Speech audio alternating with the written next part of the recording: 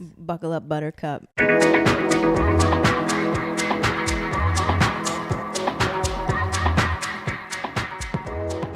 Mine is very triggering. So what's wild is like even thinking back on my story, it doesn't feel real. Because it's not. It never happened. It doesn't feel like, it feels like it was a movie that I lived through. You know what I mean? A long movie. A long like horror film. Damn. It doesn't feel like a dream. It was my reality. Like we dreamt it. Yeah. Like how did I get through that? And like I'm still sitting here today. It's like you have to go through so much shit to get where you are in life. Yeah, which I'm not regretful. Like I don't regret any of it. It's just now I don't associate with any of it. You know what I have to say, Amber? I commend you for this, because some people who start a life the way you started your life would have literally gotten into drugs. Oh, I know. All kinds of crazy shit. For real. I said it to her too. I'm like, and how the she literally came out on top. Well, let's go into that then. How did you start your life? Well, that's the thing is like my parents were drug addicts. They were hardcore drug addicts, like crack cocaine on the streets of New York City. Wow. Like we lived in shacks behind like abandoned car lots. You and your sister and Yeah, my mom and dad. you only have your one sibling, right? Yeah. Okay. We would house hop a lot, like, and we would be homeless at times, literally on the streets. Wow. And I think it got so bad to the point where my dad was like getting in a lot of trouble with money and drugs and shit and domestic violence that he went to prison. And my mom didn't have shit. So she literally packed us up with the clothes on our back, got in a Greyhound, and went from New York to Minnesota.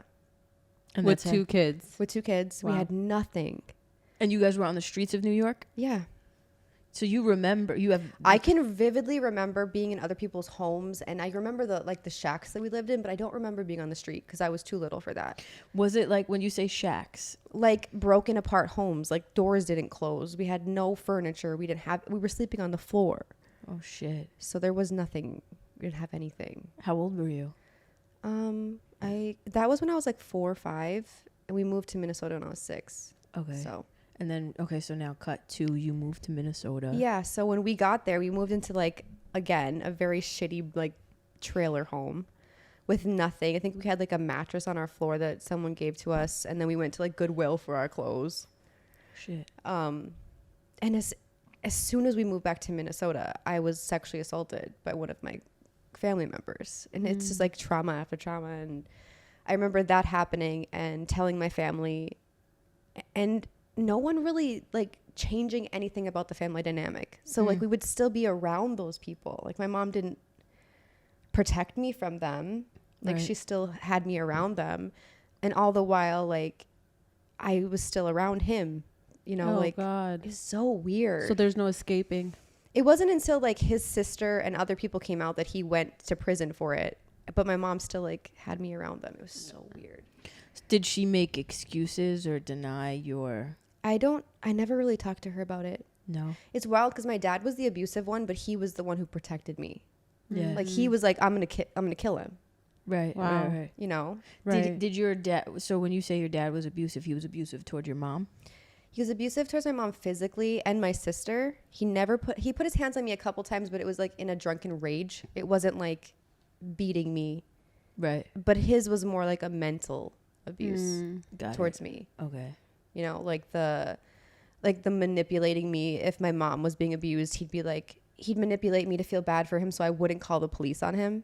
Okay. Those sorts of things. So I'd feel bad for him. Like if she'd Yeah. kick him out, he'd come to my window crying, like, I'm cold, Amber, like let me in, like that kind of stuff. Oh fuck. Make you feel guilty. And then I did. And I would let him in. No. And so when he would come in, would it be a whole new... I don't remember those things. I just remember like those trigger points. Yeah. And I remember my mom like resenting me for feeling bad for him. Yeah. I can literally see the pain in your eyes now. Yeah. Right now I don't want to cry. My makeup looks so good. It's It okay does, but you though. could cry. It's weird because he's the one that caused the most trauma and he's the one that I feel the most bad for. Why? It's so weird. Why do you think that is? I don't know. Me and her have this conversation all the time. Because he still loved me through the trauma. Like he still loved, like I could see how in pain he was. Yeah. And Why are you crying? Seriously, it's hard to see you in pain like that. Like I don't associate with it, but he's the one thing that still triggers me for some reason. It's okay. Like, It's totally okay. it's hard to explain because he caused the most trauma. Is that why? Because like, is it you're feeling bad for him, or I don't know. It's really hard for me to explain. I feel like it's very much like a soul thing, like a soul tie somewhere where I feel like you really fucked up. Like you knew your lessons here and you just fucked it up. Right. You know, I feel like that's what it is. Like, yeah, like the empathy. right? And it's not like I don't feel like I did feel bad for my mother, clearly. I remember you talking to me. But like I've healed that part of me. Right. So, And I think there's anger there, right, with your mom. definitely. So like growing up, I can remember, like I remember trigger points. Like my parents were never around. My mom worked 3 jobs. My dad couldn't keep a job because he was an alcoholic. And so every time he'd get a job, he'd get fired. Like I remember him falling off a 3-story scaffolding because he was a construction worker oh wow. because he was drunk. On the job. Also, he Wow. wasn't functioning. No. Oh, He wow. was really bad. And so he would gamble all my mom's money away. He would come home and start fights about, you know, because she was out working and then, she was cheating, that kind of shit. And then in the midst of it, my sister would like run away from home. And she was the only thing that I had because my parents would work all the time. And anywhere she went, I would have to go with her. Like everywhere. Parties, like everywhere. Yeah. And I'm talking at like 7 years old. I saw her like having sex at 11 years old. She was 11. Things that you shouldn't be seeing at your She got me age. drunk at 8 years old. Like I fell down an entire flight of stairs at 8. Like I was Because you were wasted. drunk. I was obliterated. Oh So my now God. I here's can picture an 8-year-old. just fucking drunk an 8-year-old. That's awful. That's horrible. I'm thinking about my 8-year-old son right now. No, and, that's Right. sad. it blows my mind. Literally sad. Yeah, that's like Cavell. That is so. It's wild. So now you were exposed very early to adult things. Man, it's insane. Like I said, the majority of my childhood memories are either me like wandering around in the fucking woods barefoot by myself, like playing with boxes, or my dad smashing my mom's face against a wall and literally hearing her dying. Like those are the type of things that I can remember. Like that's how violent it was in my home. And then now so now you moved to Minnesota Yeah. without your father, because your father He was in prison. was in prison He found us though. after So, he got out. I think my mom, they had that trauma bond. Yeah. She felt bad for him. He didn't have anybody. So she ended up letting him back. He followed us to Minnesota. It wasn't long after. It was like 6 months maybe. And once he did, she let him back in. Oh yeah, it all started again. And then how did like CPS or whatever get involved with like foster care? CPS didn't get involved They until I didn't. was in middle school. Oh shit. Oh wow, that's a Well, long didn't time. you lie a lot too? I Like, you I lied for acted them? out bad. Like I started acting out in early middle school. I was like never coming home. I was, partying with my friends. I was literally dancing naked on tables at like 12 years old. Like I was really bad Yeah. because I didn't have structure. I didn't have attention. Like I just wanted attention from somebody. And you wait, okay, so now can we go back to how old were you when you were sexually assaulted? 6. Jesus.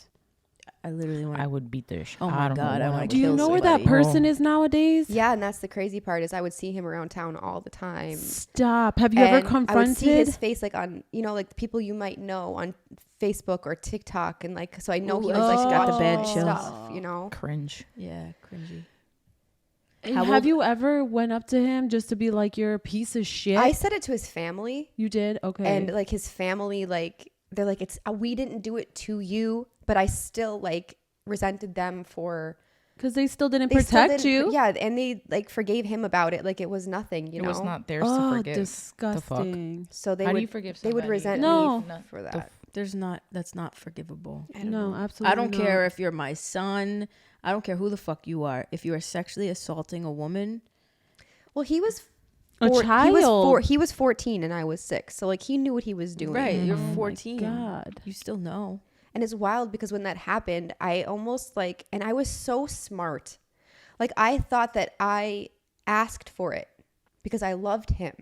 Right. Oh. And like, I didn't know the difference. Right. That's okay. It's okay. Like, I didn't know the difference between like what sexual love was and what like loving. Like, I didn't know those were two different things. I didn't know what he was doing. So I thought he was just loving me, you Right. know? Yeah. So when I told the story to my sister, I didn't think it was something that was like Bad. had happened until everyone freaked out and I had to go to the police station and tell my story. Like, I didn't know. Oh, you had to go there too. They had me like look at a picture and like point out the body parts of like where he touched me and Oh my God. like the things that he did. And I can still remember the underwear that I was wearing. Really? That's how like vivid Ingrained it is. It is. Yeah.